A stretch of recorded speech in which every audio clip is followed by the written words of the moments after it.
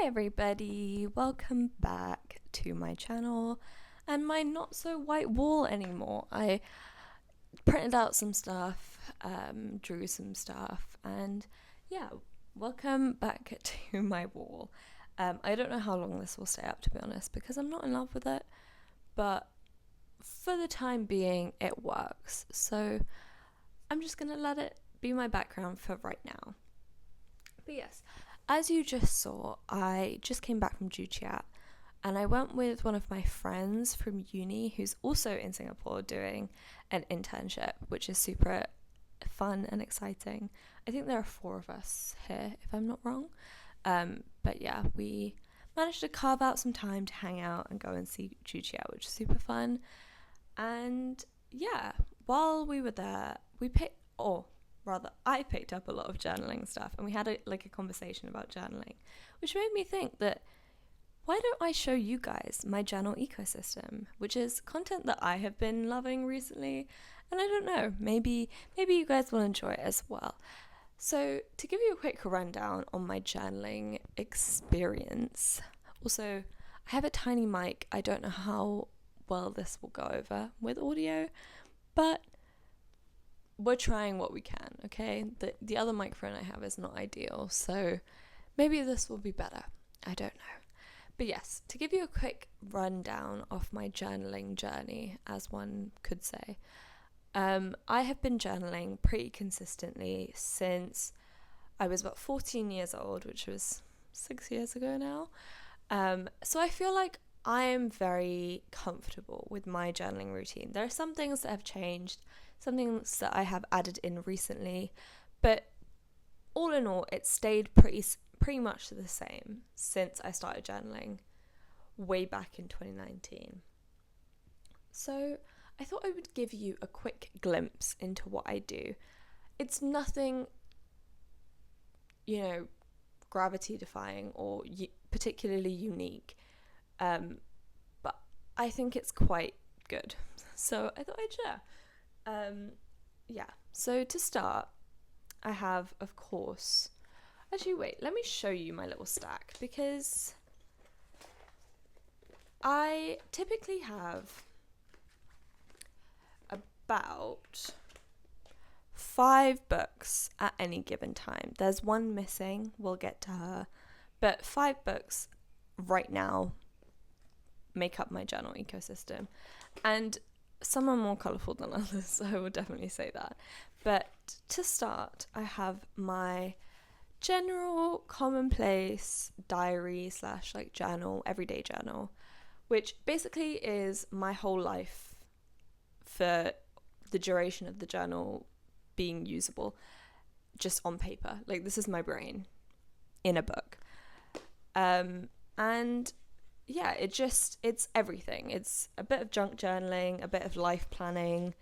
There's video planning in here. There's diary entries. There's to-do lists. There's French practice. I mean, literally anything you can think of is probably in here. There's doodling, all sorts. And yeah, this is my main journal. This is the one that I have pretty consistently every sort of 3 months, however long the notebook lasts, since I was 14. And yeah, this is just, I like looking back at them because it just shows me exactly what was going through my head in that period of my life.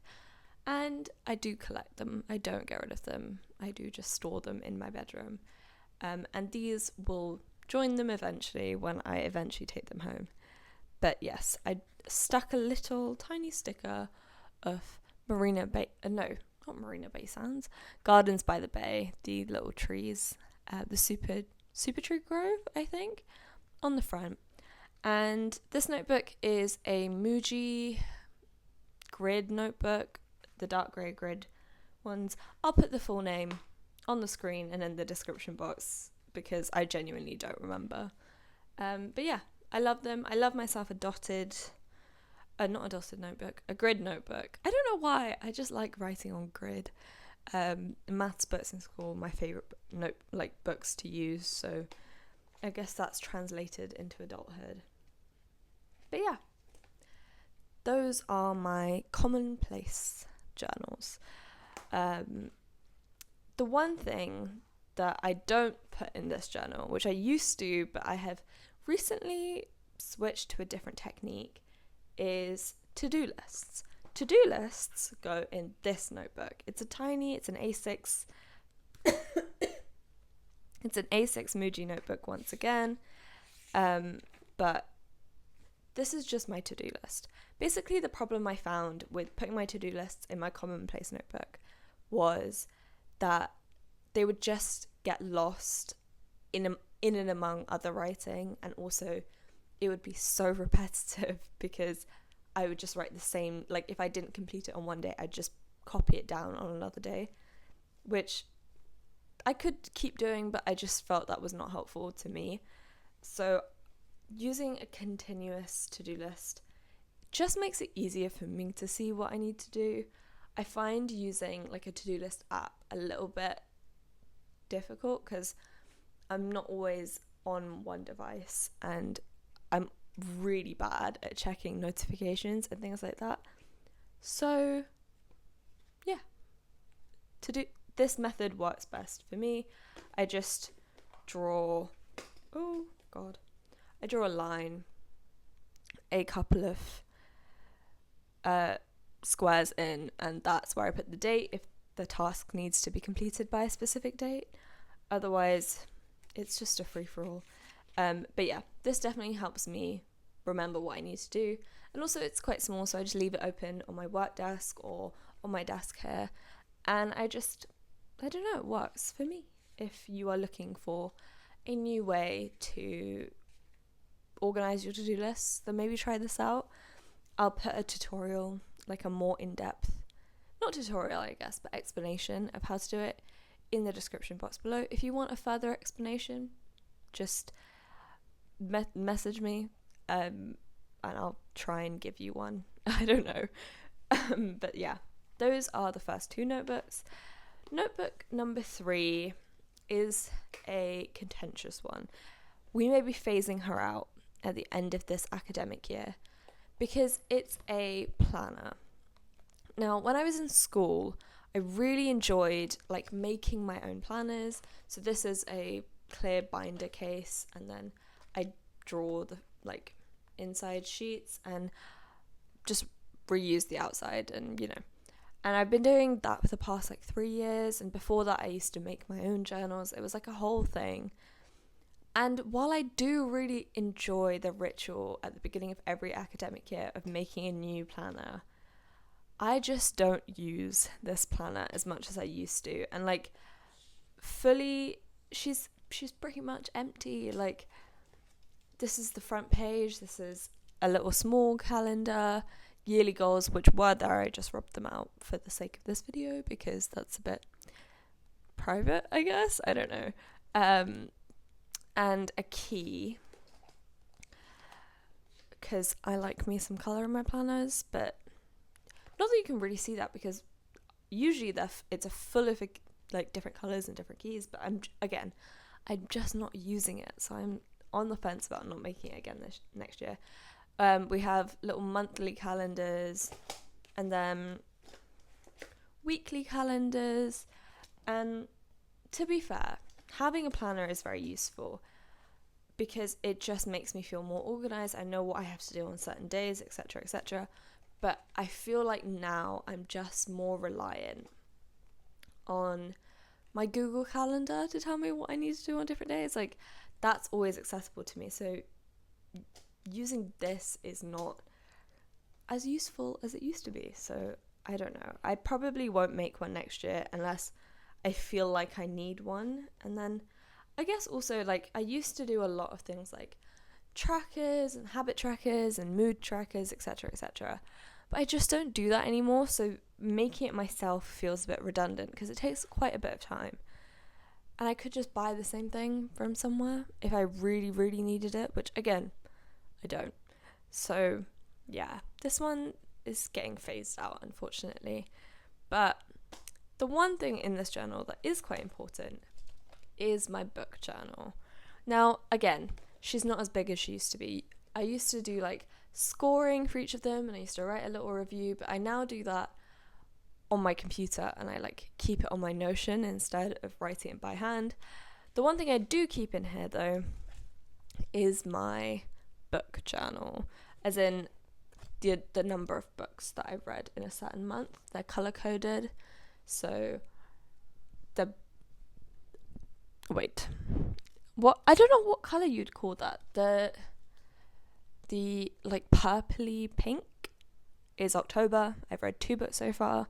Before that is September. The like dark indigo-ish color is September, and then the light blue is I can't do months, God, is August, and the red is July.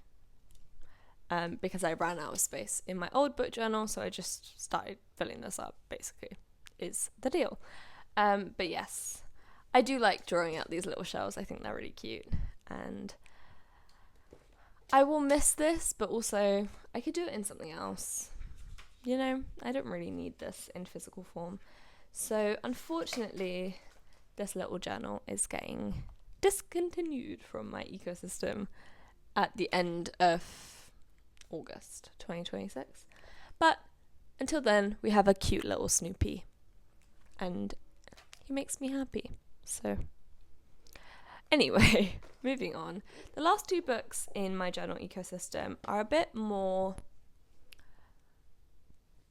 personal to me because of what I do and what I want to be doing. So I have, the first one is this notebook, very colourful in comparison to the other 3, which are like genuinely just white and grey. Like, it's just the duality of man, I suppose.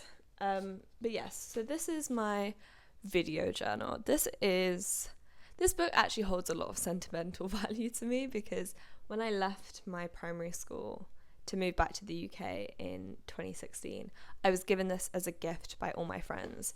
So in the front of the notebook are all the little notes that they wrote me, and like I used to cry reading them because I was like, I missed them so much. But it's been a long time now, and I do still miss them, but such is life, I suppose. But yes, this is my video journal. This is where I keep all of my like video notes, content notes, ideas, editing notes, etc., like planning. So yeah, I'm trying to get better at uploading regularly. So hopefully this will help. It does help me plan my videos, but I don't really write about uploading schedules and editing notes in here, so maybe I will start doing that. But yes, this is very full. She's almost full now, and also more pertinently, all the pages in the back, oh god, are falling out, because it's a spiral bound notebook, and that's the one reason I hate spiral bound notebooks, is because all the pages fall out in the back, which is not ideal. But yes, that is my video journal. To be honest, this goes through intermittent periods of use. Sometimes I'm very good at using my Notion. Sometimes I only ever write it in here. Sometimes I use both. And right now I'm using both, and hopefully that will make me better at uploading on time. Fingers crossed.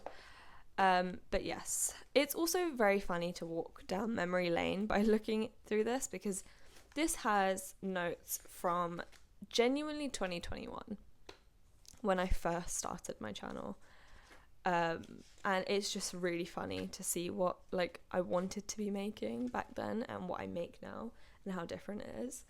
But yes, this is my video journal. And then the last journal that I don't have with me is my lab notebook. It's not really a journal so much as a notebook that just tracks all my progress in the lab. Obviously, I'm in Singapore doing a lab internship, so I want to have something to keep track of all of that with, like all of the skills I've learned and everything that I've found out through my experiments, etc., etc. So I have a lab notebook that keeps track of all of that, which is currently at work and is always at work. And And to be honest, if I knew I was going to film this, then I probably would have brought it home, but I didn't.